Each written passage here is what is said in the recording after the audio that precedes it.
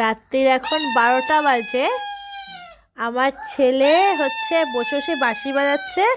আজকে মেলাতে আমি ওর বাবা গেছিলাম, ওকে রেখেই গেছিলাম। তো বাঁশিটা এনেছিলাম ওর জন্যই। তো বাঁশিটা পেয়েও এত খুশি যে রাত্রির 12টার সময় না ঘুমিয়ে বসে বসে দেখো ওই যে বাঁশি বাজাচ্ছে। বাবা, এ বাবা, ঘুমাবি না? ঘুমাবি না? তাহলে বাঁশিটা রেখে দে, কালকে বাজাবি, ঠিক তো? রেখে দাও, রেখে দাও। দেখো, এক্ষুনি বললো না হ্যাঁ রেখে দেবো, এটাই হচ্ছে তখন দিয়ে।